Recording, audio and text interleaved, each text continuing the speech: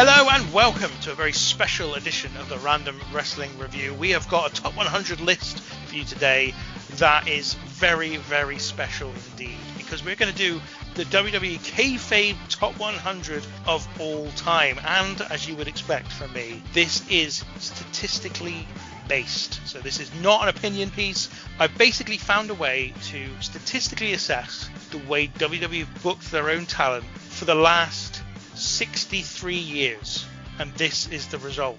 Okay, what I've done is I've taken the results of a show for every single month since January 1963. WWF had their first world champion, Buddy Rogers, in I think it was January or February of that year, so I took that as our first year, and therefore this is the result of that, the Kayfabe Top 100. Now the show I've taken, the event I've taken for each month is arguably the biggest of that month. So for example, prior to pay-per-view, I took the Madison Square Garden event that happened each month. Where that was possible and where it wasn't possible, I went for a Philadelphia Spectrum show, or occasionally a Shea Stadium show if they did one of those, or a Boston Garden show. And then after the pay-per-view, pay-per-views became the biggest show of the month each month after that, right up to the end of 2025. So this is the Kayfabe Top 100 in WWE right up to the end of 2025. This will prove who WWE got behind the most of all the wrestlers in their history. The other thing I should mention as well is I categorize those events. So for example, WrestleMania, you get the most points for winning a match at WrestleMania. You get the next amount of points is Royal Rumbles and SummerSlams and Survivor Series, and the next amount of points is pretty much everything else. Also, you get multipliers for winning a singles match rather than a tag team match. So if you win a singles match, you get more points for that than you do for winning a tag team match. If you win a title, that gives you more points, with obviously if you win the undisputed title, either the men or women's undisputed title, you get the most points.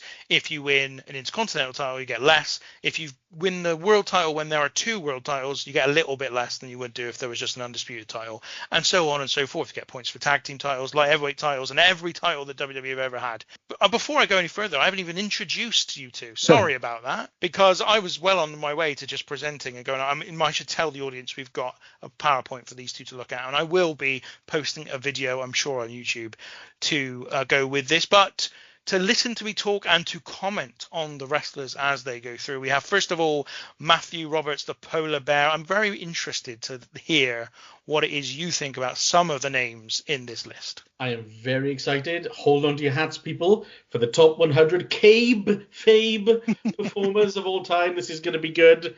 And yes, there is a reason for that. Haha. You won't see this on the video because I'll have changed the slide, but for whatever reason, I misspelt Kayfabe when I wrote the title for this. And so, yeah, it looks silly. And we also have Rockstar Alex Kirkman to join us. And I got a feeling he might be happy with a number of the positions for people on this list. Oh, nice. That's interesting. You got very excited then, forgetting to introduce us, didn't you? You got very giddy. I got all excited. I was like, I get to present another one of my lists. Yay! Love it. Love it. And then just completely forgot that you two were here. Yeah, it's all right. To be honest, I probably could just do it. I could probably just talk into the void, not record it, just literally just do the same thing without anybody being here. Yeah, but everyone wants to hear me and Matt disagree. That's true. They want our colour commentary, damn it. Exactly. I'm Michael Cole, Bagsy. Michael Cole, the GOAT, Bagsy. Well, I'm definitely not going to Bagsy that one, so that's fine. Yeah, if ever there was an unnecessary Bagsy, it just happened. Silly. Right. Here we go then. So, number 100, the Kayfabe Top 100 of all time in WWE, is Nikki Bella. She is number 100 in the list. Now, I do want to point this out. So, the women's title has the same scoring as the men's title. Okay, I've not differentiated, I've not discriminated. The women's undisputed title, when there has been one, earns as much points as the men's undisputed title when there has been one. The tag team titles get as many points as the men's tag team titles. So that does mean that some of the women are perhaps a little bit higher than you might expect on this list. But anyway, Nikki Bella is number 100. I can also report that Brie Bella is nowhere near this list. Yeah, that sounds about right. So let's go on to number 99. Bobo Brazil. I'm sure you've all got lots to talk about when it comes to Bobo Brazil. Oh, Bobo. Oh, we all love a bit of Bobo Brazil. Who doesn't? Come on. See, now I've seen a list like similar to this on Twitter, but it only counted pay-per-view matches, so it only really goes back to 1985, and then also underrepresents wrestlers from before the era where there were 12 pay-per-views a year. So this, I think, is a better list, and that's why you've got people like Bobo Brazil in it. I'm just loving how wrinkly the forehead is of the person he has in a headlock. Yeah, I'm not sure who it is, actually. Not sure who it is. Okay, number 98, Braun Strowman is number 98. Obviously has been Universal Champion in the past, and that helps. So yeah, there's old Brawny Braun. Greatest Royal Rumble winner. That's right, yeah. Why does he look different in that compared to today? Don't know, something about his face. He's got a bald head on, you know. Yeah, I don't know, it's just something about his face. His face looks different, but okay. Right, number 97. Johnny Rodz. Now, Johnny Rodz, you guys probably don't know a lot about Johnny Rodz. First of all, Johnny Rodz is there's a couple of people in this list who have had loads more losses than they've had wins. And Johnny Rodz is one of those people. He was effectively an enhancement talent in WWE, but he did it for so long, and he appeared on nearly every Madison Square Garden show in the 1970s and 80s. He just did it like forever and ever and ever. He did win, and he also had, my favorite thing about Johnny Rodz is he had this thing that the New York crowd and the crowd of the WWF in general, he was a heel, but they liked him. So every now and again, they would put him against another heel, and everyone would cheer for him, and it would just be a really cool little moment for him. He did get the occasional win, but nearly all losses. And actually, the picture I've got is him against Iron Mike Sharp, another very famous jobber of the day. Johnny Rodz is also in the Hall of Fame, by the way. So I did intend to go through this and determine who the highest placed retired or dead non-WWE Hall of Famer was. I didn't end up doing that, but I might be able to figure out as we go through. 96, Larry Zbyszko. Good Lord. Gotta love that picture, right? Bro. Yeah. Look at the hair on the other guy. That's Bruno Sammartino made that.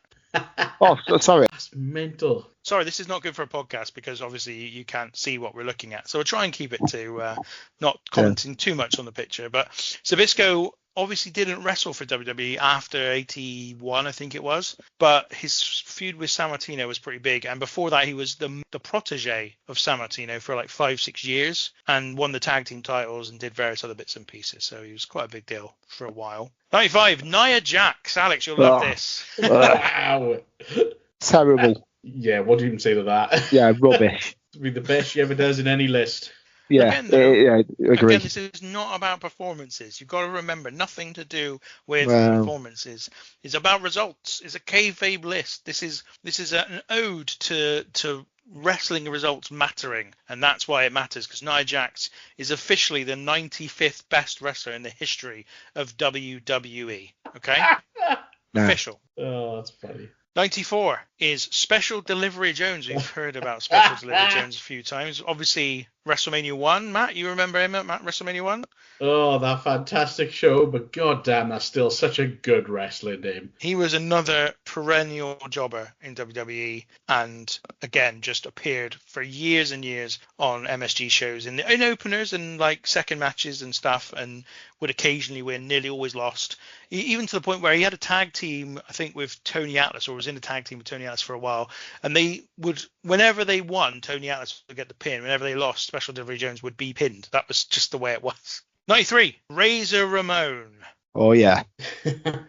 That's it's a kayfabe list.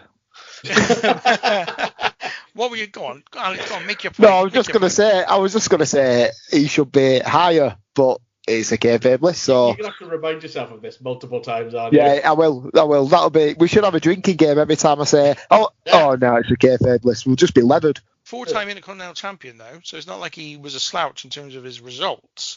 Just wasn't around for very long, was he? Like, less than 4 years. 92, Ted DiBiase, $1 Million Man, only 92nd in the list. Alex was already bitter that Ted DiBiase had never been a world champion, and he's going to be only more bitter now. I thought you said I was going to like some of the positions here. I mean, how is he not? Oh, no, it's a kayfabe list. Well, maybe when I said that, I was joking. I was being facetious. Maybe it's Matt who will like the position of some of the wrestlers on the list. Who knows? Mm-hmm. 91, Mickie James. Okay, maybe not. But I mean, why, Matt? Come on, why? Talk us through it. I'm trying to think, like, in terms of accomplishments. Yeah, okay. Women's Championship a couple of times. How many times did she win the bloody thing? I don't know. A few, but again, longevity helped her out. She was around quite a long time and came back on a couple of occasions too. That's true. There were, I think, 16 women in the top 100 on this list. And Nia Jax is one of them. Yeah, and Mickey and Nikki. Mickey and Nikki as well. Yeah, what a trio. Number 90, John Morrison. Now, I think it's a sacrilege that he's above Razor Ramon, but that's just the way WWE booked it. The man... Hang on, so you did it, did you just pick one show? One event from every month. Right, yeah, well, he would be, wouldn't he, because he would have had more matches. There'd have been more TV. No, because I still did one show every month, even back in the 90s. So I've done it one show from every month since 1963. So the timeline gave no advantages to anybody. Is there ever a wrestler who's had more name changes than this guy? It must be length of service then, mustn't it? Why he's higher than Razor Ramon. Must be. I mean, he had the Intercontinental title a couple of times, tag team titles a couple of times. Eminem, yeah. And with the Miz. 89, Ken Patera. Oh, remember. Lovely stuff. Yeah. Look at Never forget him. Also, this picture as well. The picture we've got in front of us is from the 70s. So this is when Patera was a heel, despite the fact that he'd represented America at the Olympics, which shows that actually, that you would think that historically these people, Olympians over history, would automatically be baby faces in the old days, but that was not the case with Patera, probably because of his ridiculous hair. I mean, it's lovely, that hair. Okay, number 88 is Road Dogg Jesse James, multiple tag team champion with the New Age Outlaws, of course. Yeah, he won a lot of titles, didn't he? He did. 87 is Cesaro. Lovely not airplane spin. Lovely, whatever that's called. Can't remember what it's called anymore. The swing. The swing, yeah. Yeah, I was thinking title-wise, he's probably won a lot more, probably more over the last couple of years than that far back, I think. He hasn't been in the WWF the last couple of years, Matt. Come on. Again, I'm confusing myself. I was thinking, I know. Never mind. Shut up. He won the US title when he first come in, and he had that for quite a while. And then he had the tag team titles with Sheamus for quite a while as well. And with Tyson Kidd, held him. Oh yeah, he did, yeah. Also, it's easy to forget, Cesaro was in it for years. This is the thing, I think, one of the reasons why WWE's product's a problem now, is that when they did the recent spate of releases, somebody put a list up of the longest serving people in WWE, now that all those people have left. And they were complaining, look, this is hardly anything anymore. And it's like, you've got people who've been in there since 2004, 2006, and 2010. Go back to the peak of Hogan's popularity. Nearly the entire roster had only been there for 4 or 5 years at most. And that's the thing people forget now. But Cesaro was on the roster for good 8 years, a really long time. 86 is Sergeant Slaughter, former WWE champion, of course, Sergeant Slaughter. And as we recently discussed, I think I can't remember what episode we did discuss it, but the fact that WWE chose Sergeant Slaughter to be a champion and defeat Hogan in a match still blows my mind. Just by looking at him, they should never have chosen him. It's definitely a bold choice. Yeah. Oh, whoa. Nice double meaning there, Matt. Yep. Did he say he beat Hogan? No, he didn't. Sorry, he beat Warrior, didn't he? Yeah. All right, look at Alex. Checking me. If you're going to do it kayfabe, you've got to do it right, aren't you? Yeah. 85, Ivan Koloff, another former WWF champion. Of course, this was when the title was the WWF, but he won the title, of course. Only very briefly, I think it was 18 days or something he held the belt for. He was proper transitional champion between Sammartino and Pedro Morales. Yeah, he got his name in the books. 84 is Jimmy Snuka. Murderer. His favourite. Wow. Well, it is. Never proven, but allegedly. He's dead now. He can't sue you for defamation now. He's dead, but there we go. 83, Rob Van Dam. Nice. Okay, yeah. Nice. 82 is Pat Patterson, first Intercontinental champion of all time, with Grand Wizard. He's in the picture there. Amazing. Look at his hat and tie. What a lovely tie that is. And look at Pat Patterson's hair. Look at his neck. Great for a podcast where you just say, look at that, look at this. Yeah, you really got to stop it. You really got to stop look at that. That's all we were saying is look at this, look at that. His hair looks like Ken, like proper Ken Barbie hair, doesn't it? Yeah. Ken doll hair, but Oh. beautifully white. I don't know why, but for some reason I thought you were thinking Ken Barlow then. I really don't know why. Hey, he's got a look at Ken Barlow in that picture. A little bit. 81, Eddie Guerrero. Oh, the man. Yeah. We're in there. Matt doesn't like him, does he? Matt thinks he's No. overrated. Why don't really? Yeah, he is. But funnily enough, someone was on Twitter the other day talking about, I can't remember what it was. He was talking about, like, he was replying to someone or responding to someone who'd said these wrestlers are overrated. And he was saying, well, like, they weren't overrated because they were massively successful and they did all this stuff. And I said, well, also, surely the whole point of wrestling is to be overrated. That is the whole point, is to be overrated. For people to think that you are more important than you actually are is the entire point of professional wrestling. So actually, if you're overrated, you are doing your job 100% the best way you possibly can. Oh, I don't know about that. Yeah, I don't know about that. I'm not saying he is, by the way. I'm not saying he's overrated. Yeah. I'm just commenting on overrated in general. I think Eddie Guerrero is one of those, very similar to Batista, where I think I appreciate him more now than I did at the time.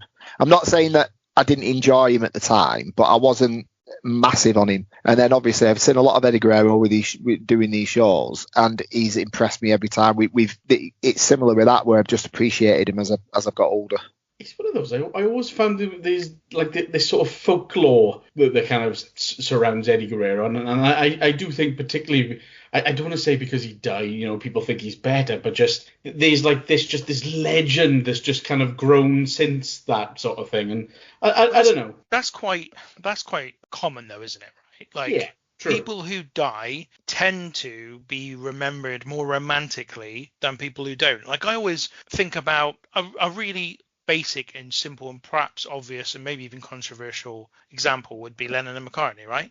John Lennon died in 1980 and has been lauded as a legend pretty much ever since. Now, Paul McCartney is back to being a legend, but for long periods, he was always seen as the lesser Beatle, the lesser... In fact, I remember just after George Harrison died, someone made some comment in a magazine or a newspaper, which was, this is proof that God doesn't exist because the two Beatles we've been left with are Paul and Ringo. And so Paul was really the lame of the lame one of the two, and John Lennon was always seen as this cool guy, possibly because he died. Like, I don't know for certain, but like, there's got to be a part of that. And you get it all the same. Like, if you have two sports stars and one doesn't fulfill their potential because they die or because they get injured and can't finish their career or whatever, they're always considered. People can only imagine what could have been, and their imaginations are endless. Whereas they look at someone who had a full career, who was really successful, but there's still a limit to that because they've actually had a limit to what they've done. So that's kind of what I think people look at Eddie Guerrero and go, what could he have done if he'd have been around for another 5-10 years? You never Number know. 80 is Ric Flair. Oh, too high. And to be honest, a lot of these points came in his later run when he was in Evolution, because he was only in WWF for like 18 months originally. Yeah. Like, that was it. Yeah, it's true, actually. And he had the tag title with Batista, didn't he? For ages, I think. I think he won an IC belt as well during that run. Oh, yeah, he did, didn't he? As I say, and also his original run, he won the Rumble and he won the world title.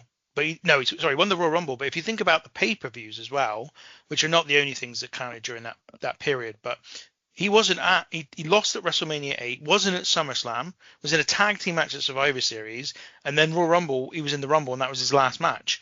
Like, he didn't really have loads of really high-profile matches either during that first run. He just did the Rumble and won the 92 Rumble, and that was the big deal, really. Rubbish. 79 is Nikolai Volkov, Russia #1.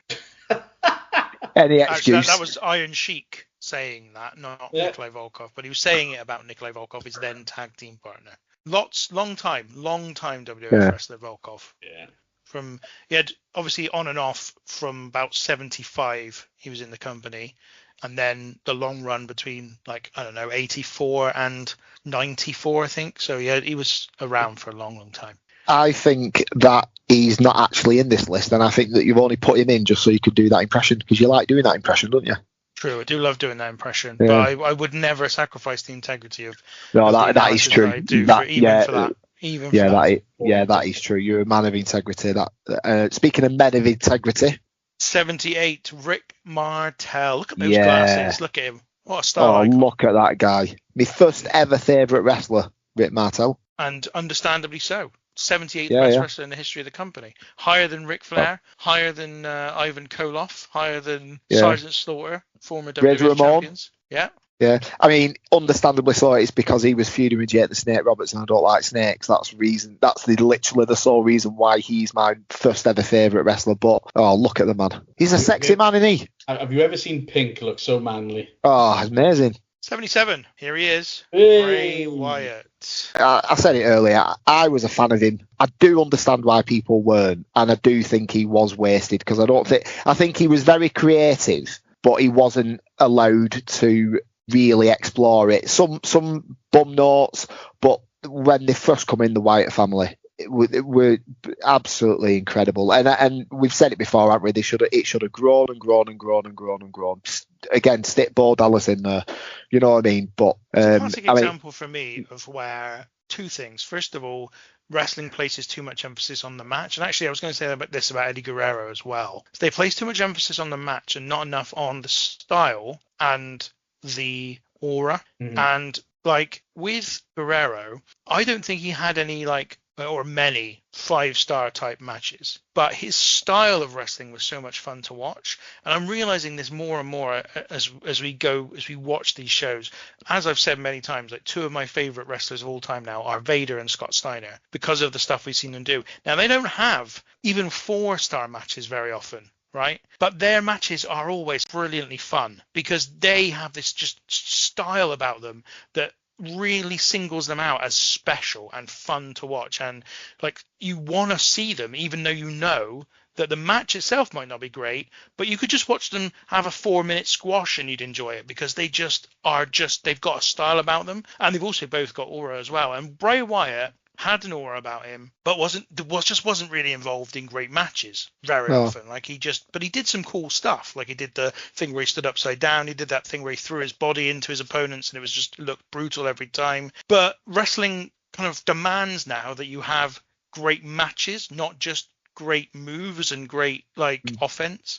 The other thing about Bray Wyatt is that brought him down was WWE just did nothing to protect his generation of wrestlers in terms of their star power, their aura.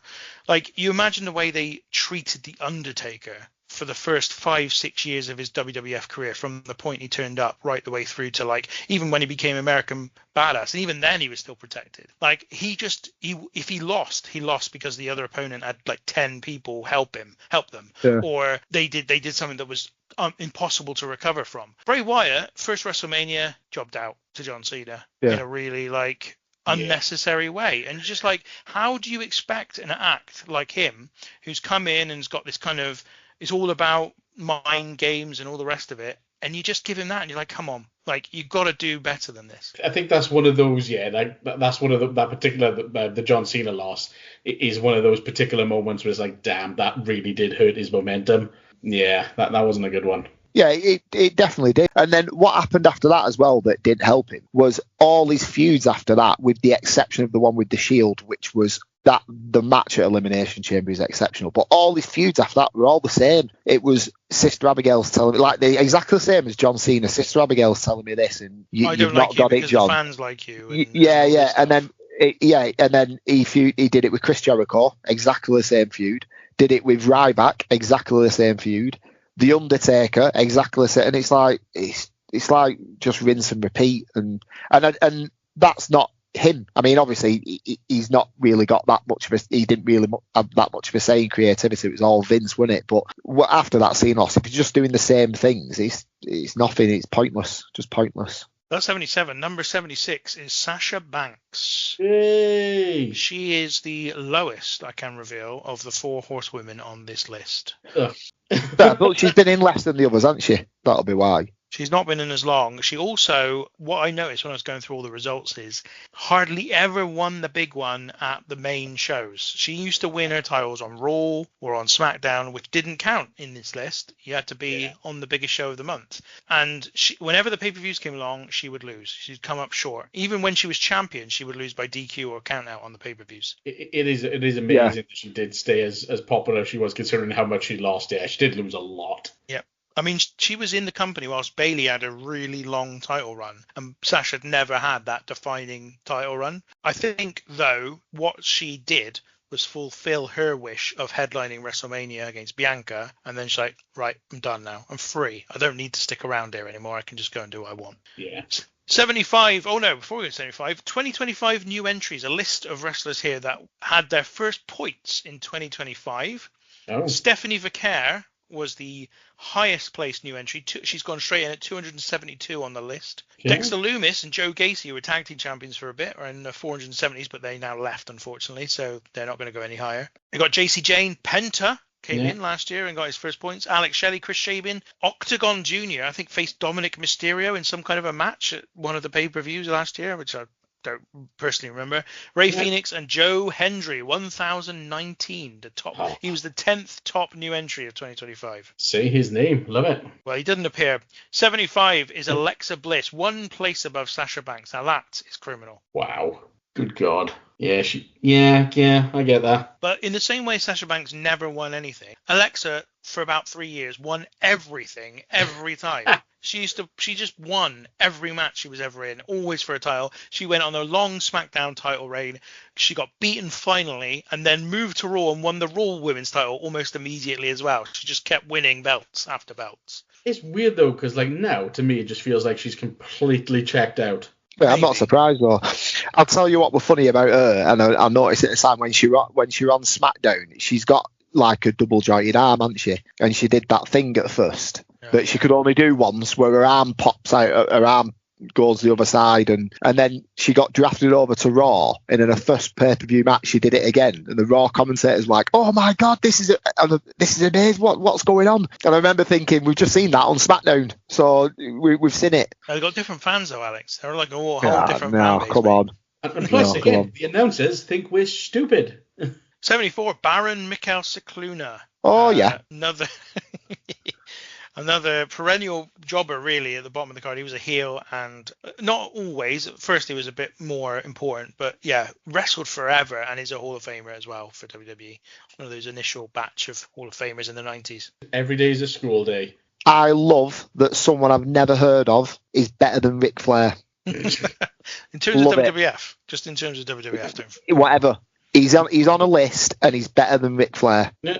73, Dominic DeNucci, another one of the very, very early wrestling on the list. Foley's trainer. Yeah, that's right. That's how I knew him. Oh, sorry? Mick Foley's trainer. Ah, yeah, of course, yeah. Yeah. 72, another old one, Victor Rivera. Sorry, I couldn't find a high-res picture of this guy. Victor Rivera is probably, in terms of when they got their points, he probably skews as early as possible. So even though San Martino picked up points from very early on, he also picked up points later in the late 70s and even into the 80s. But Victor Rivera, nearly all of his points come from the 60s. He's really, really early WWF star. 71, Dean Ambrose. And I can reveal at this point the lowest of the Shield members, which is not a surprise to anyone, I'm sure. Good Lord, do I hate Dean Ambrose. Oh, you like John Moxley, right? I love John Moxley. Yeah, I knew that was coming. Why? Dean Ambrose. Why do you hate Dean Ambrose? They're completely different. He was just shite. I tend to agree with Matt, because I think that it started off okay. Yeah. It started off okay, and then I remember specifically there was an episode of Raw. I'll keep going back to this, but there was an episode of Raw where he was in the feud with Rollins and he brought out Gunge. Yep. To put all over him. I was like, And I think Steven has said before, there's this mantra that he's got, which is, what would Stone Cold do? And Dean Ambrose was effectively trying to be a sort of similar type thing to Steve Austin at the time. Yeah. And Austin would never have done. He'd have just walked out of the company at that point if he'd been asked to do that. And that's when it, just for me, I was like, yeah, you've lost it all. So I can't remember where I was. I think it's when I went to America. And whenever I go on holiday, I always take a book with me. And it's the only time that I read. And I took Moxie's autobiography and I read it. And very, very critical about WWE and all that stuff with the Gunge, and then he was in a feud with Roman Reigns, or it might have been Rollins actually, and Vince wanted him to say something about Reigns' cancer, and he was supposed to have a feud or have a match with Nia Jax, and he was against all of it. He was against all of it, and he explained about how he would get the script or find out what he was doing, and then he wouldn't be happy about it. But trying to get hold of Vince on a Monday is nigh on impossible. And he said again, like all other wrestlers have, when you finally get hold of him, he goes in and he plays his Jedi mind trick, and you come out thinking, oh my, well, that was just like he sells the idea to you, and then he comes out and thinks, well, that was just a waste of time. So I agree completely, the guns and all that stuff, not in his character at all, but it wasn't his fault. Sure, well, I don't necessarily disagree, but I think again that's why Matt said he doesn't like Dean Ambrose. He likes Jon Moxley, so he's saying he likes the guy. Yeah. He's not saying it's his fault, but it's Dean Ambrose the character, and I'd agree. And I also think. I think in fairness, he let it affect his performances as well. I don't think he was as good. Yeah, definitely. Number 70 is Mick Foley. Quite a long way down the list for old Mick, but again, not very long career in the WWE. What was it? 2000 he retired. I know he came back a couple of times. He only joined in 96. So, we're talking, again, like this is the thing. There was a time when 4 years in the main roster was a good run. Now if someone's in the roster for 4 years, they barely have done anything because first of all, the stories move so slowly that it takes 4 years just to do a story these days, but different time. 69, Jimmy Uso. Oh. I said this about 2 years ago, just after WrestleMania 40. The Usos have to go down now as one of the greatest tag teams in wrestling history. Oh, yeah, definitely. No. No, there's no argument. There's no argument. That's the thing. Like I accept your disdain for maybe their solo runs and Jey Uso's title win and all the rest of it, but they have headlined WrestleMania as a tag team. Very few tag teams have ever got anywhere close to doing that. They are a better tag team in terms of being a draw as a tag team, in my view, than Edge and Christian, the Hardy Boys, and the Dudley Boys. Because none of them, when they were a tag team, headlined pay-per-views. These guys do. And they couldn't have done either. They didn't, and they couldn't have done, but they did. They were at that level, yeah. Yeah, and there is no argument with that at all. And it's your opinion coming through. It's like the Hardy Boys. I don't like the Hardy Boys. Don't like them, but they're one of the greatest teams in wrestling history, I think. Nope. I still don't like them. Nope. Anyway, moving on. 68, Andre the Giant. Now, this is one I think people will imagine should be higher or would have been higher, expecting him to be higher. The thing with Andre the Giant is WWE tend to overplay the extent to which Andre was a WWE wrestler. Yeah. So obviously he was when the national expansion happened. That is true. But for the whole of the 70s and for most of the early 80s, Andre worked everywhere, literally everywhere. And he would appear in WWF maybe 3 or 4 times a year throughout the 70s. It wasn't a regular thing. He wasn't there all the time. He was everywhere else. Worked in Europe, in Mexico, in Japan, all over the territories. He was, everywhere. So because of that, people imagine that Andre had this career in WWE that was just prolific and won all these matches and constantly won all these matches. That wasn't really the truth. That wasn't reality, ultimately. 67, Kevin Owens. Matt, I know this is one you love. You're looking a bit like Kevin Owens these days, actually. Yeah. Wow, I'm flattered. Yeah, just, I don't know, just, I'm sure I mentioned this comparison before. In fact, yeah, I don't know if you were here, Alex, but I hope you listened to it, because I did say in some ways it reminds me of Dolph Ziggler, just that kind of sort of career where it's like they've gone with him, no they haven't, they've gone with him, no they haven't. Yeah. I don't know, just something about him just makes me think, nah. But in the same way as it was with Jon Moxley, that's not really his fault, is it? I mean, he's put in the work. Yeah, that's true. But I don't know. There's just even like the stuff that people say of his is really good. I'm just like, is it? I think what he did well. I think what he's done really well, ultimately, in the WWE framework, in which Kevin Owens is not someone who is. I would expect to. What's the word I'm looking for? I wouldn't have expected a guy who looks like Kevin Owens to thrive in WWE. Sure. And within that framework, he's managed to headline 2 WrestleManias, one against Austin and the other one against the Usos, which, I mean, is incredible that he got the match against Austin. Like, Austin was tempted enough to face Kevin Owens to come out of retirement. Like, that says a lot about Owens. And also to be in the stuff with Jericho and all that stuff that was really celebrated. And I think a lot of this stuff is because of his own ideas and things that he's putting in. He is doing everything he can to get the most out of his run in WWE. Mm-hmm. And he's somebody, as I said, that if you compare him to a lot of other people, just in terms of his look, he doesn't feel like he would stand a chance, but has done really well. I know it's an easy thing to say nowadays, but you could see him doing well in AEW, Kevin Owens. Yeah, I mean, he's done everything now in WWE, really, and I think he's a bit. I like him. I'm a big fan. I think he's a bit stagnant, but I think get him over there, whole new kind of different opponents. I know it's an easy thing to say, but I think he would thrive over there. I think we've got to also remember the age of some of these guys. Kevin Owens is not a young man anymore. Plus, he's just had a terrible injury. Like, this has been a long-ass injury. If he comes back, it will be a miracle. But if he comes back anywhere near the wrestler he used to be, I'll be stunned, frankly. Yeah. Yeah, true. 66, Diesel. Again, a guy who was barely in WWE, like 2 years? 2 years, really. Was his, well, 3 years, sorry. 3 years was his main run, because he came in mid-93, finished just before the middle of 96. So that was it. That's pretty much all he did. God, barely enough time for a cup of coffee. Yeah, he won the world title, Intercontinental title, tag team title, all in the period where they were not in the habit of changing those belts every 5 seconds like they were in the 2000s and 2010s. I mean, they really just strapped the rocket to him. They saw someone, they saw the look, and they went for it. And that is what they don't do anymore. Oh. Like, Diesel effectively had a career that lasted the same length of time as Bron Breakker has been on the main roster. Think of it that way. That's what you got to think about. I'm not a massive fan of Diesel, but again, I go back to what is the ultimate show of how good you are as a wrestler is if you are massively overrated in whatever category you want, whether that be in the ring, whether that be as a star, whether that be as a strong man, whatever it happens to be. Diesel is probably one of the most overrated wrestlers in terms of what he got out of the business compared to what he put in, and sort of cracking life out of it. 65, Ivan Putski. So, again, another one of the big stars of the 70s and 80s. God. That's all I can say about him. And he was like the number 2 babyface whenever he was in the company. Like, he was never champion, but he was underneath San Martino and then Backlund. If only you could all see this picture. It's great. The hair on the referee. Amazing. 64 is Beth Phoenix. Yeah, she won the women's title a lot as well. And she's been there ages. Or she was there ages.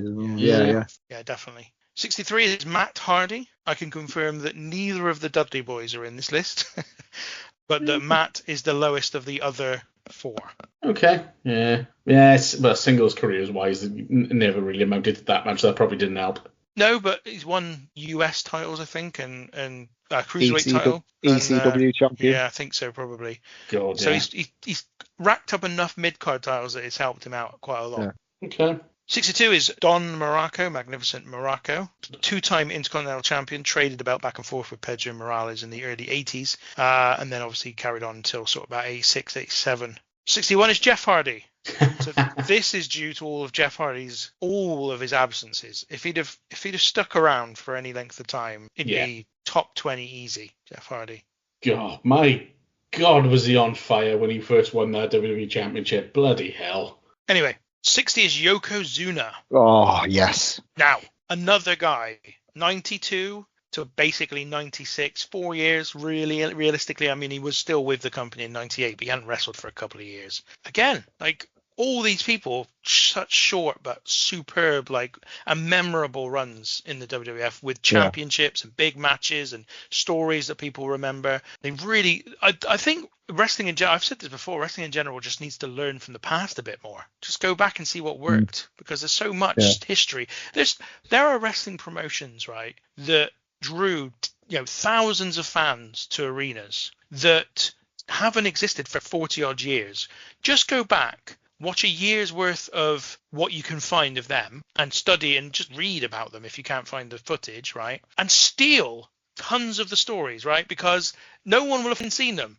They didn't really even record the shows back then. So just steal it all. It just baffles me that people are not kind of ripping this stuff off. He was incredible, Yokozuna, and he was, I think he was like the first monster heel wrestler that as a kid I thought was unstoppable.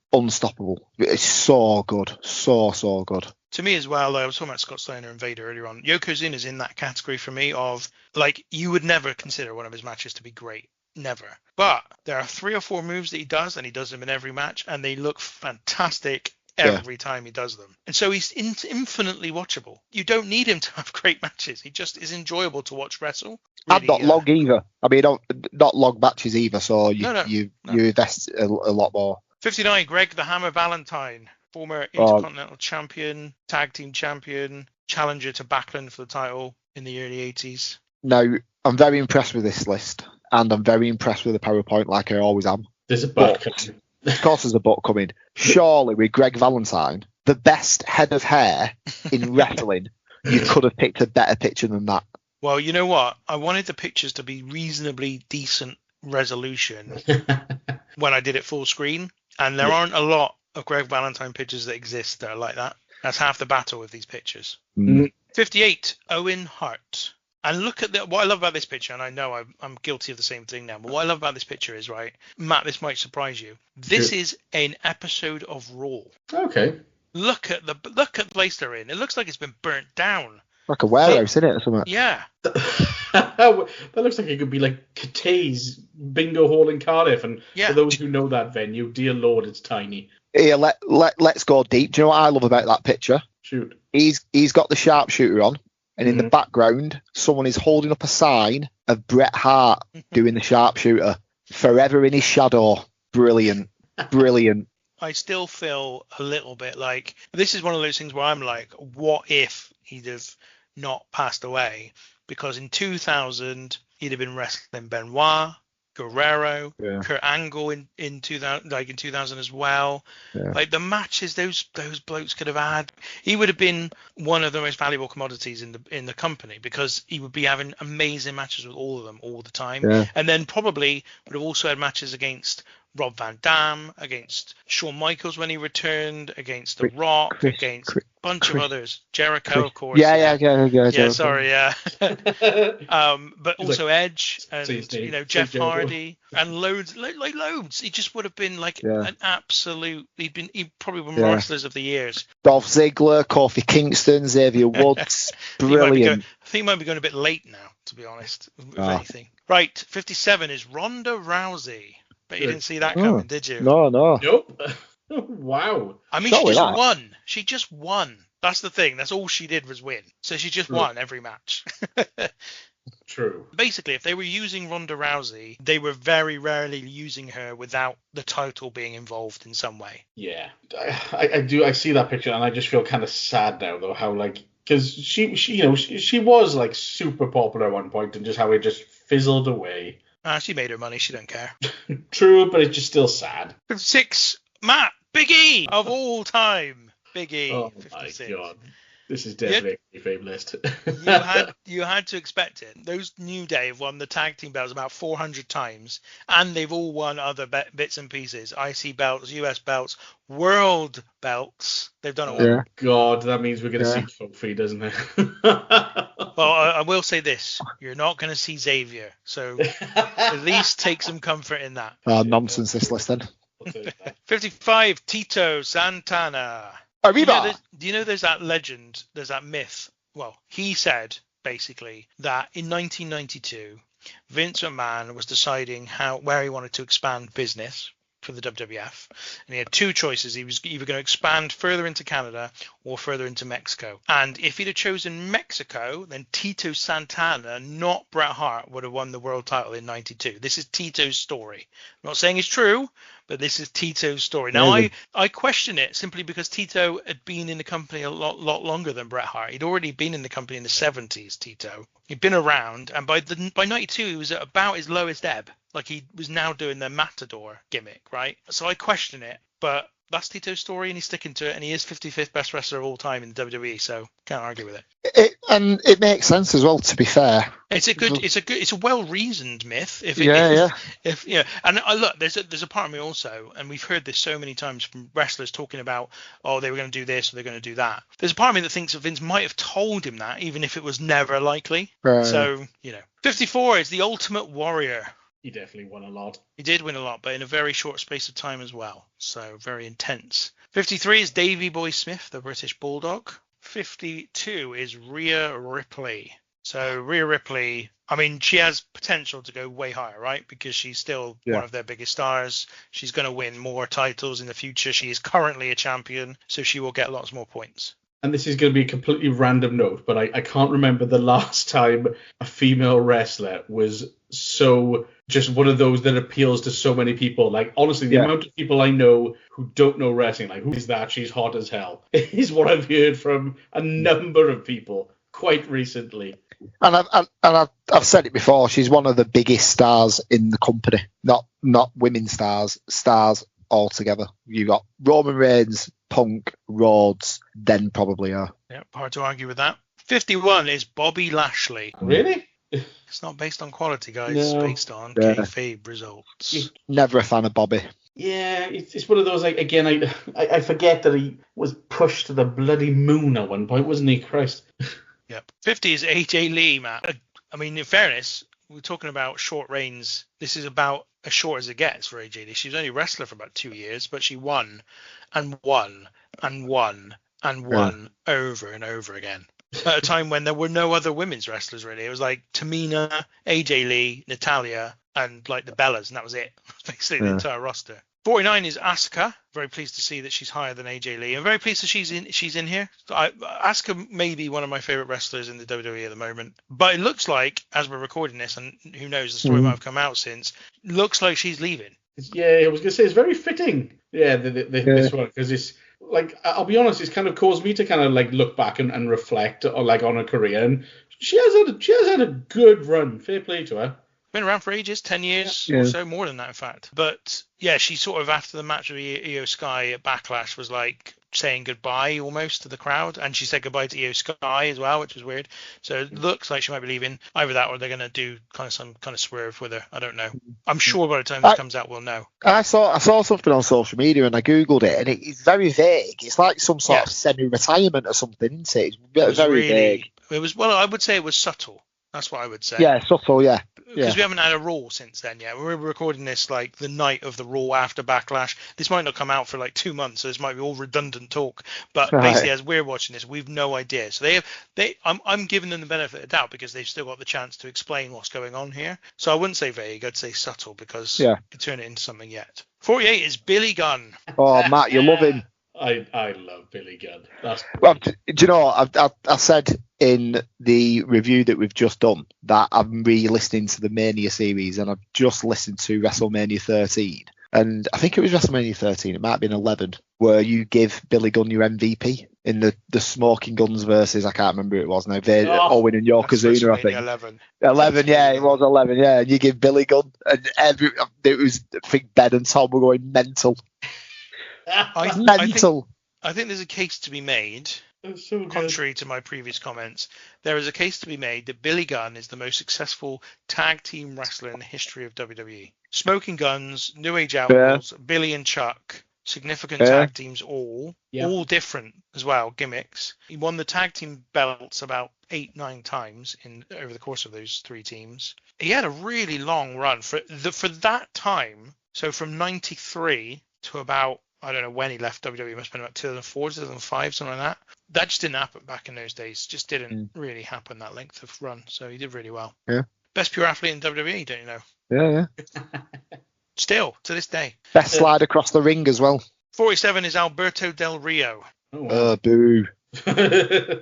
Yeah. Well, he's horrible, isn't he? Horrible. He's been arrested again recently as well, hasn't he? I think so, yeah. Yeah, horrible. It's a weird one because for me, well, considering, like his placement here, if ever for me there was one that didn't realise his ultimate potential, I'd say it's him. Well, I think Triple H didn't like him, and rightly so, but his momentum was killed when they turned him face. His character, everything about him is a heel, and they turned him face. You're like, what are you doing? 46 is JBL. I mean, actually, I was just about to say that Del Rio is pretty much the Mexican JBL. So, not as a person, but their gimmicks. Like, the Del Rio original gimmick was effectively JBL. He's 46. I mean, again, I take my hat off because I'm now very much the mindset that to be overrated is exactly what you're aiming for. Well, JBL, if ever there was a case of someone whose talent was far less than what he accomplished, it's JBL. So take your hat off. 45 is Dolph Ziggler. There he is, the man. He was here to show the world, and he did. The 45th best He wrestler did. in the history of WWE. Amazing.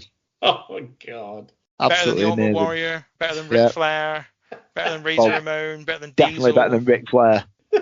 Better than Baron. Baron. Baron Mikel Whatever. Cicluna. Better than him. Yeah. Okay, there's Dolph. 44 is superstar Billy Graham, the man who was Vince McMahon's favorite wrestler as a younger man, and also the man who basically Hogan ripped everything off of to become the star of the 80s. Had his day. 43, Jey Uso. Matt, you had to expect that. We've seen Jimmy. Yeah. Jey's had more success, so you had to expect that. Oh god, I can't even say the words out loud. No. what is it? What words can you say? The 43rd best. No, shut up. No. Well, it's true. It's official now. Oh. 42 is Gorilla Monsoon. Wow. Good God, look at that. Well, it's nothing like him. I mean, he's got hair and beard there. Monster heel of the 60s against Bruno. Became a babyface in the 70s and sort of semi-retired, but still wrestled quite regularly as a babyface. And then obviously continued on in his career later on, and most people know him as a commentator, obviously. But he did have a successful career as a wrestler in the WWF. 41 is AJ Styles. Cool, based on WWE career. Okay. Long career now, actually. Like, yeah. Again, in my mind it is. Maybe some people think it's not, but if he basically 10 years. It was dead on 10 years, in fact, wasn't it? Dead on 10 years. Rumble to Rumble. And he was champion for ages as well at one run. He looks small in that picture now compared to him. He does, yeah. He's massive now, isn't he? 40 is Tony Gurria. This is possibly the lowest profile, high-placed wrestler on the list. But Tony Gurria is not in the WWE Hall of Fame, and it's a bit of a crime that he's not as well. He was with the company for a very long time, held the tag team titles 4 times in a period where nobody did that. I think he held it with Zbyszko, with Rick Martel, with Haystacks Calhoun possibly as well, and somebody else. And then was also an agent for WWE for many, many, many years. He must have had a falling out with Vince, because I can only assume he would have been a Hall of Famer otherwise. Because, you know, he had a career, a real career, proper, like, long WWE celebrated career, and he's 40th best of all time. So maybe they'll get the Hall of Fame talks resurging again. Yeah. I'm gonna pitch him. I mean, they're doing the legacy ones now, right? So surely there's a space for him in the legacy. Yeah. 39 is Chris Benoit. Had to be in there somewhere. Yeah. I'm afraid. 38 is Bianca Belair. Yay! I will draw your attention to the fact there's still 3 members of the Horsewomen not yet placed in this list. But Bianca is 38th. She's so bloody good. She is. And you know what? I'm going through these results, realised she's not been around very long. And she's been out for the last year. So she's a really truncated period of time in the company and the main roster, which is, you know, and she's going to be out now probably for another 2 years. Yeah. So, like, I mean, I'd be surprised if she comes back and is in the same form. It's mad as well, because, like, I mean, you know, she was in NXT for a bit and just, I don't know what it was. It's just, you know, and she was good there too, but just she was never... I don't know, maybe she just needed more of the presentation on the main roster or something. She's just one of those that never caught fire in NXT. It was weird. I think there's a thing to that, though. I really believe that NXT... How do I put it? I think that there is too much emphasis placed on the level on the roster in NXT that they get to, which determines people's expectations for them on the main roster. Yeah. I don't think it should. I think what should be happening is that the people who run NXT and the trainers should be seeing something else. Yeah. And I just don't feel like they are. Like, I feel like it just feels like it should be completely, not in terms of kayfabe, I don't mean it in terms of kayfabe, but in terms of their legitimate prospects on the main roster, it should almost be completely irrelevant what you do on the NXT roster. Yeah. It should just be like, we know what we want from you on the main roster. So whilst you're here, we're going to get you to train in this particular aspect. It's the bit you can't do. And because you're not very good at it, we won't place you very high on this roster. We'll keep you low profile, but we'll just give you reps at doing that thing. Yeah. That's what it feels like NXT should be. And instead it keeps becoming something else and tries to make success on of its own. Okay, next up we have got Chief J Strongbow at 37. Italian, not Native American. You'll be interested to know. Alan Shaw's favourite wrestler, for those who get that reference. Who's Alan Shaw? He's number 36 on this list. From a law show called Boston Legal. Okay, fine. 36 is Rey Mysterio. We are getting to the big names now, as you can see. Yeah, that sounds right. But Rey has had long periods out with injury. He was not in the company for about 3 years in the late 2010s. He also is, even as champion, even as WWE champion, got very little out of it. How he can still walk is beyond me. Yeah. 35, Drew McIntyre. That's a good placement for him, I think. Yeah, it is, I mean, if you said to him before he ever signed for WWE that one day you're going to be considered in the top 50 wrestlers in the history of this company, in the history of WWE, he would have absolutely snapped your arm off for that place. Yeah. Like, you will be placed higher in WWE's history than the Ultimate Warrior. If you take it every second. Yeah. He probably would have snapped your arm off after he left WWE the first time. Yeah. So, phenomenal job. Basically, he's done a phenomenal job to get back to where he's gone. Even if he never does another thing again, he's done fantastically well. 34 is Christian. Yeah. People say Vince didn't like him. He booked him and not well enough to be the 34th best wrestler in the history of the company. You got to be joking. He loved him. Love Christian. Absolutely love him. Yeah, great. Love that placement. He'd have been higher if he had a blue dot over his face like he wanted to do. Okay, 33 is Bailey. That's where she places. I'm such a fan of Bailey. I'm such a fan of Bailey. I really just like her. I just think she's. I don't think she's amazing. I just like her as a person. I like her as somebody who she's just got more about her for me than any of the other four horsemen, other than Banks. Of the three that are still there, she's the one who I like best, basically. As a person, yeah. As a performer, the best analogy I can come up with, do you know what? She strikes me almost at this point as the Dolph Ziggler of the women's roster, and it's just she'll take that. Yeah, well, that's it. If she does, great. But for me, she won't take it. She won't take it because Dolph's below her. Dolph is below her. What a compliment that is. Oh, time to go. Dolph Ziggler should be absolutely delighted that he's been put in the same category as Bailey. And I'm not saying that because I don't know Dolph Ziggler. I'm saying that because of where they're ranked in this list. 32 is Trish Stratus. Damn right. We are really getting close to the top. I think she may be 5th best woman of all time in WWE, something like that. Yeah, just to see where she was to where she went. Yeah, she worked her ass off. Yeah, she definitely did. When she first come in, she wasn't a wrestler at all, but grafted and done well. Next up, Randy Macho Man Savage at 31.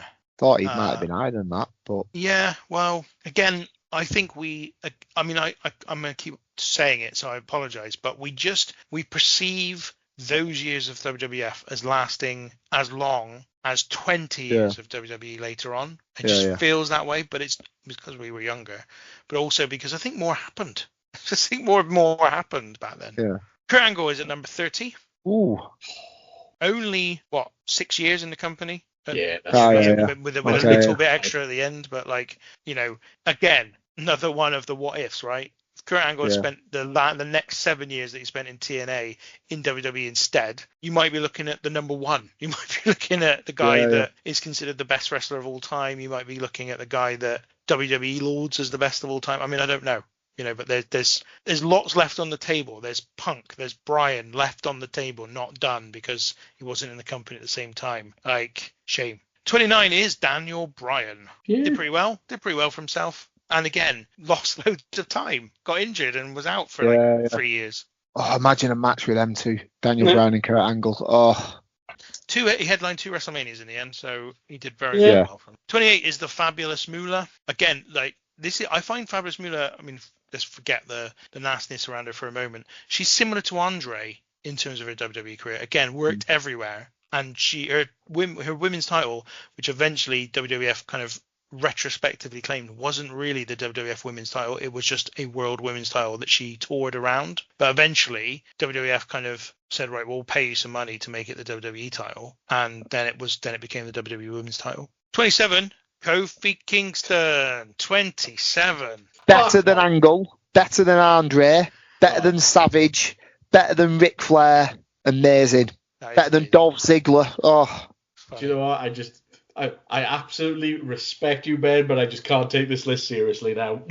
Well, But it literally is a serious list. Oh, stop. and also what I would say is this is, I guess, the ultimate measure of what this measures is how much WWE gave them, how well they booked them, how many things they've given them to win. Kofi Kingston's won everything, and he's won the tag belts over and over and over again. And unlike Big E, he was in the company like 3, 4, 5 years, no, 7 years before the New Day even started. Yeah. Like, he was there for so long. Like, he just won everything. Before I go any further, because we're at 27 now, we're getting close to the end, let's have a couple of predictions from you guys. Who do you think is going to be number one? Let's start with that. I won't tell you if you're wrong or right, obviously. Oh, right, okay. I'll think that number one is going to be... I've got Hulk Hogan and Austin in my head. Or Shawn Michaels, possibly. I'm thinking Shawn Michaels. He had so many wins for a specific time as well. I'm thinking Shawn Michaels. Yeah, I'll go Shawn Michaels. Oh, Lesnar. No, Shawn Michaels. Papa, Triple H as well, maybe. Oh, Triple H. He's going to be high up there. He had a I'm starting to wonder if I mention any name, will Alex go, oh, yeah, I'll be like, okay, Max Moon?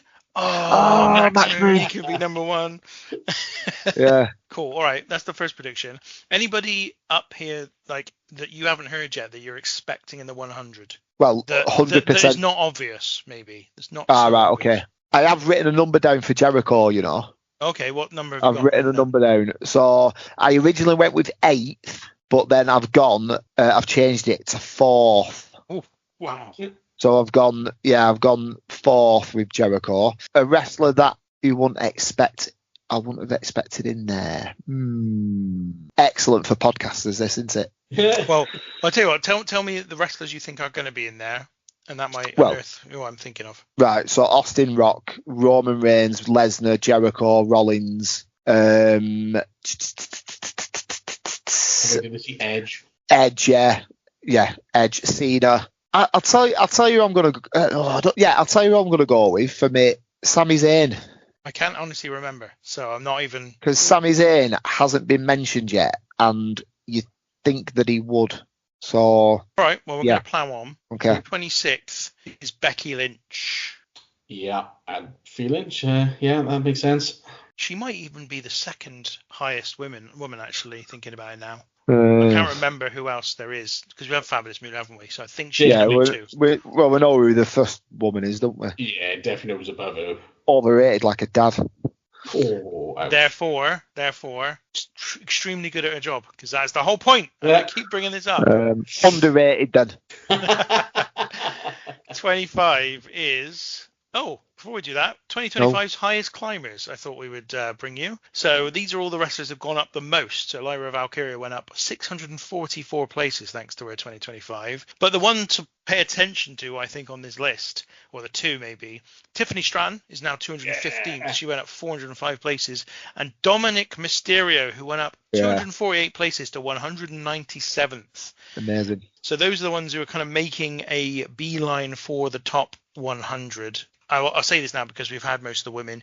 Io Sky is 104th, so she's just bubbling underneath the top 100. So you'd think she'll make it in the next couple of years. So 25th is The Miz. This was the one I was thinking of that you might not expect. Nah, I'd have expected that. How long's he been in for? Yeah, long time. Won everything. Tag team, won everything. IC, US, WWE. Two-time WWE champion.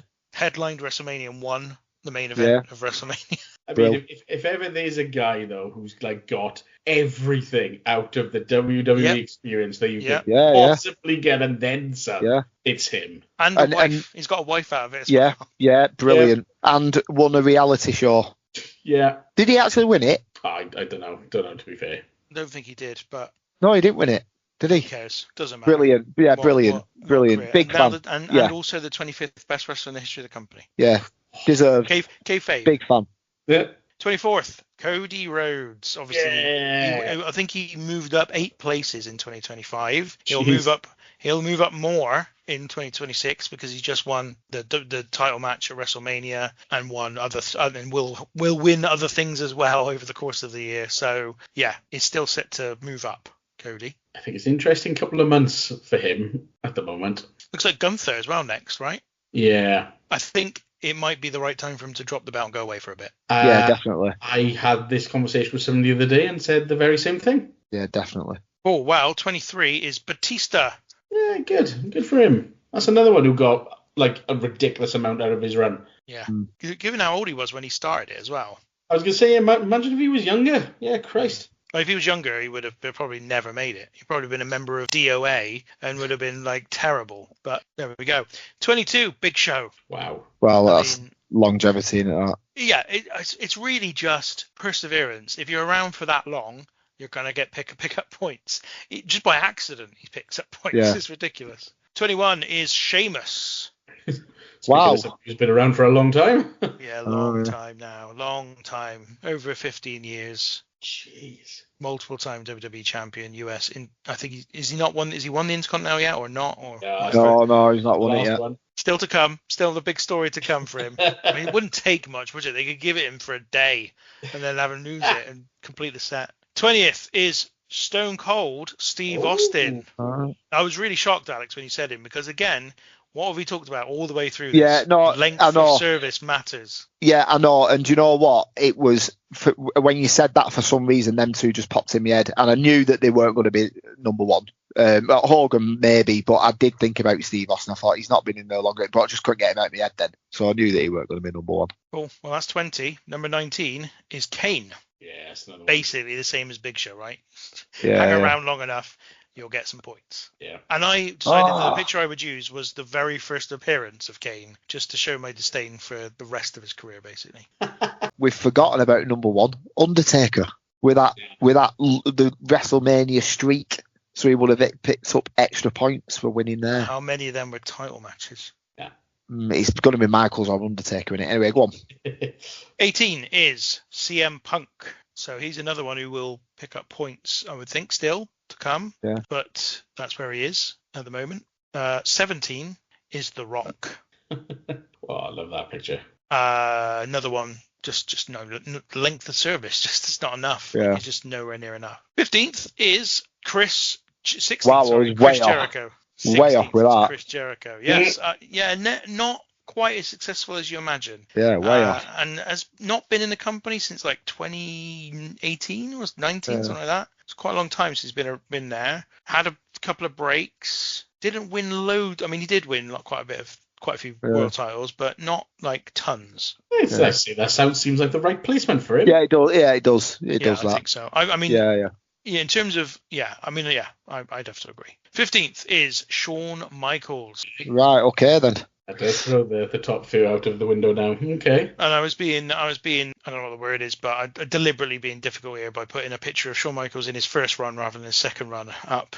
I think it's got to a point where his first run has got really underrated because of, first of all, by some people because of Montreal, and also by other people because they didn't see it. But there he is, Shawn Michaels, number 15. Number 14 is Charlotte Flair. She's the highest ranked woman. Unsurprisingly, the highest ranked woman. I mean, I said earlier on about Alexa Bliss and how she just won everything. Yeah. Charlotte Flair is it's just the extreme of that.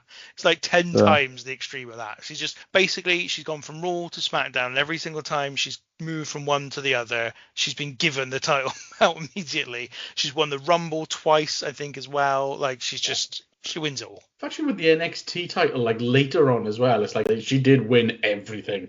Yeah. Brock Lesnar is at 13. Yeah. I wasn't expecting him to be so high, but I think you underestimate how long this last run has been. Mm-hmm. 14 years since he returned properly back to WWE, always as a part-timer. But of course, that's not such a big hindrance when all I'm counting are the biggest shows of each month. Yeah. So since 2012, he's pretty much been involved in 3 or 4 matches a year, which even compared to a full-timer is only like sort of 10 less, maybe 8 less than them.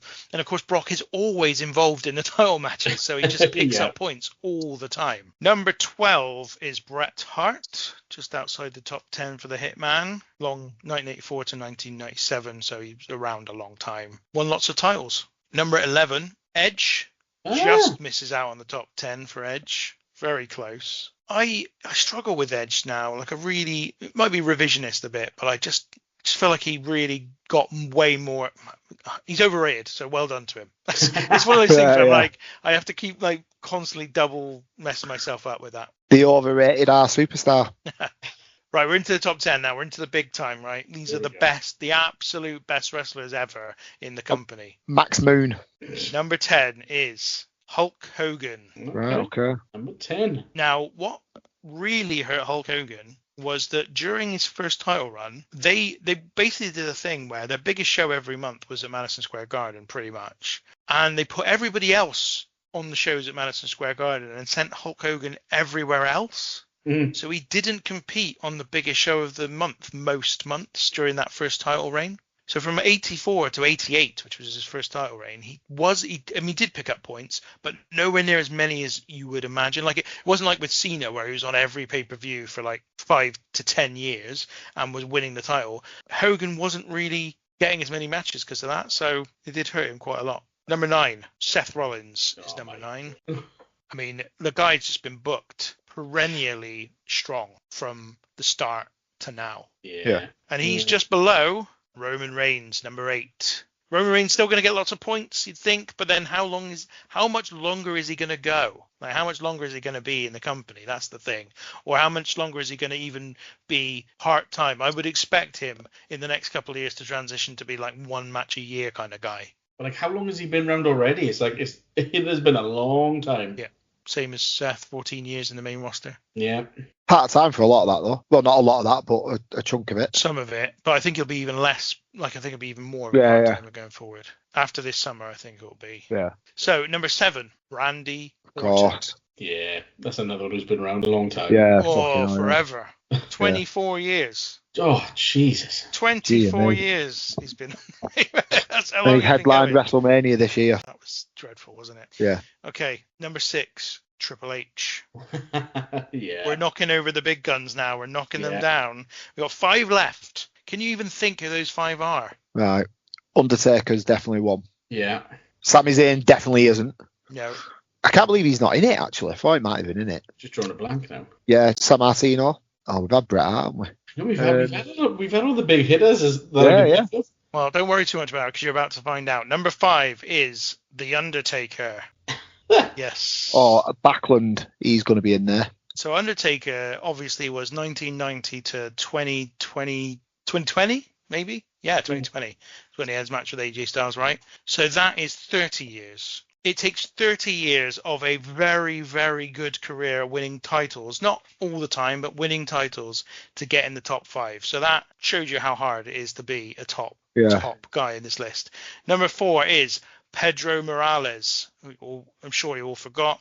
Champion for 3 years, pretty much between 71 and 73 or something like that. And yeah, he headlined pretty much every show and won every match that he was in and was the champion. So he racked up a ton of points. And then he came back in the late 70s and won the Intercontinental title twice and defended that title over and over again. So yeah, won loads and loads of stuff. Number 3, Bob Backlund, as you said, Alex. Yeah. Champion for 6 years, uninterrupted. And then came back in the 90s and won it again. Ruled Madison Square Garden for 6 years. I mean, what are you going to say? So we've got 2 left.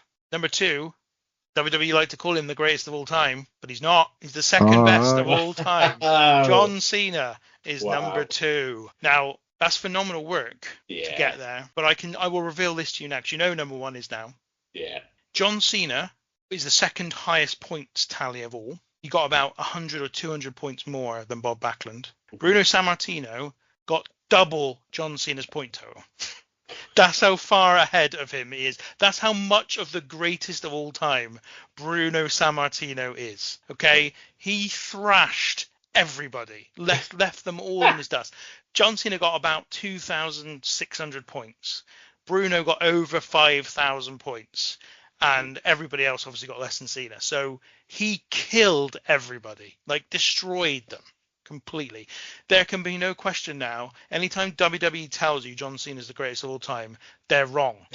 In their kayfabe world that they are presenting that message in, they are without a doubt 100% wrong, Bruno Sammartino is the greatest of all time in WWE history. So what they should be doing is be saying, no, we're not doing the John Cena classic. We're going to do the Bruno Sammartino classic. Totally. Yeah. Although I'm glad Bruno's name's not attached to that abomination, Yeah. to be honest. Terrible. But yeah, so Bruno wins. Wow. I mean, look, he was the champion for 9 years or something stupid in the 60s. No, maybe not 9, 7 years I think it was in the 60s, and then again for another 3 years in the 70s. Headline Madison Square Garden every month for all that time. Won pretty much every match he was in. It was actually a little bit annoying because when I was doing the calculating the results, I did it all in chronological order. And it took me a while. It took me like half an hour per year. So I was just doing it over the course of time. And of course, that meant that Bruno went straight in at number 1 and just stayed there for the entire length of all the analysis that I was doing. So I'm watching other people get like up the list, but they just couldn't come close. So that's Bruno, number 1, greatest of all time. And that is your list, 100 kayfabe top wrestlers in the history of WWE. Done. I'll try and update people on it next year. Excellent work. The good thing with this is I don't have to redo all the other years. So with the previous list I provided, the top 100 wrestlers of all time, because the scores are constantly updating, like even matches from the past, yeah, I have to keep doing every year. Whereas this one, all I have to do is we'll add 2026 next year, and it'll be really simple. So nice and easy. I'm just going to quickly find where old Sami Zayn landed, because I know, Alex, you were desperate to find out what was going on with him. So I'm just going to go into the thing now. It was Sami Zayn, 108th. Ooh, close. I thought by accident he would have been in there. Yeah, he's nearly in there. Not far. 108th. And Gunther's 106th. So Gunther's already gone ahead of him. Damian Priest is 104th. Damian Priest. There you go. Anyway, that's the list. Matthew, Alex, thank you very much for your contributions to today. No problem. Excellent work, Dad. We will be back again with another episode at some point in the near future, I'm sure. And I don't know what it's going to be because I don't know when this is going to come out. So apologies for this very, very finish to the episode. But until then, take care.